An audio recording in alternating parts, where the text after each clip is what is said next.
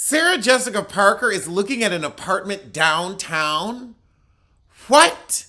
Nobody lives downtown. Nobody lives downtown. She would not live downtown. She is an eternal Upper East Sider. Could I see her in a nice condo by the river? Yes, but Upper East Side, Midtown at most. But downtown? That doesn't make any sense. Only finance people and families live downtown, and they don't even want to be there.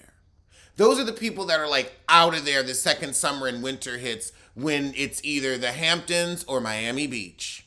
Oh my God. Oh my God. When Carrie is at dinner and she's like, look, I cannot retreat back to my old house. I cannot be one of those people that have lived in the same building for 8,500 years. My rent was $2. She is so right. I know those people. I know them. And you don't grow. You need to shake it up. You need to move sometimes. You need to meet new people. Dust the cobwebs off. I get what she's saying.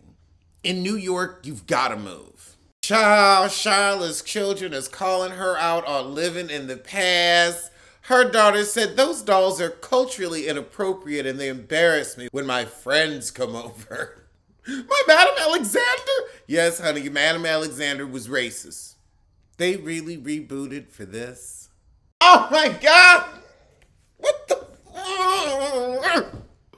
What is this flashback with Shay and Miranda? What is this? I feel like I'm watching an old CK1 ad. Or Obsession. Oh my God. This is going off the rails, shitty boo.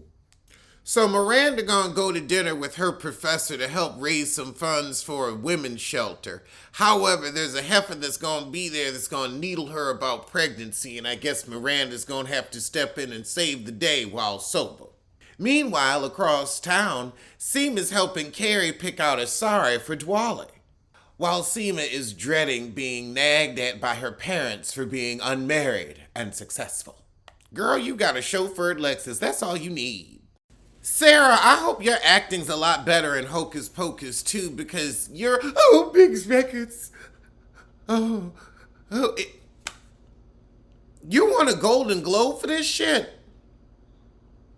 Then again, it was a whites only ceremony back then, so. I understand that they wanted us to feel as annoyed as Carrie felt, but I feel even more annoyed.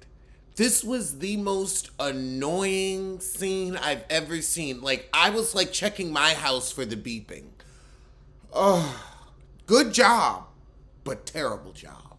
The way they were shoehorning in the minority plot lines. So we have Miranda's professor at dinner with Fertile Myrtle, and of course she announces she's pregnant, and that couple just pregnancy shames the hell out of them with a ham fist.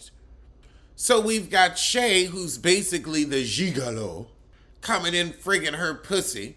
Now we have the poor, barren professor who needs again Miranda to swoop in and save the day.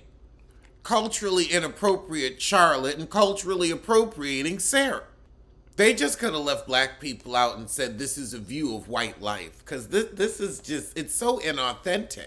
It's literally like a scene from another show just shoved in. Okay, we got black people. A couple like you gotta have babies. Just barely any attachment to the story. Barely any.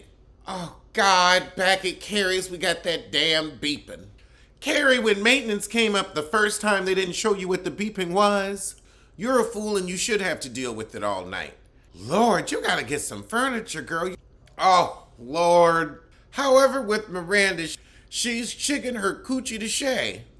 And who should knock on her door but her oversexed son?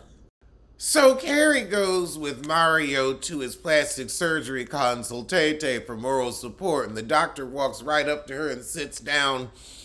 So what are we doing today? Ooh. And she said, oh, nothing. That nose could use some work. We could start there and work our way back. We could start at the neck and work our way up. I mean, how do you want to attack this thing? So he goes over to Mario and says, you're hot. Like, If a plastic surgeon tells me I'm hot, we're gonna have to go a little further into that. So Carrie goes on and says, what could I use? Maybe I just need a little Botox. Maybe you'll think I'm hot too. No, hun. And I love how she said, what about my number 11s? Like your forehead ain't frozen already. Like we ain't seeing the light shine off the Botox that's already up in there. You gonna ask with a straight face, what about my number 11s? Your face looks ironed. He said, you could use a little refresh. And she said, oh, but not a facelift. He said, maybe a half lift. Girl, she needed a facelift after that. He says, come on over here. Let me give you a little simulele of what you look like after the work. Wow.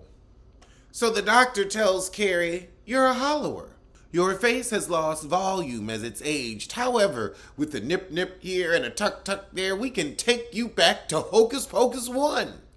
So she has a picnic with the girls. Well, it seemed like Miranda just kind of unfurled her outfit because it's just like this mass of plaid.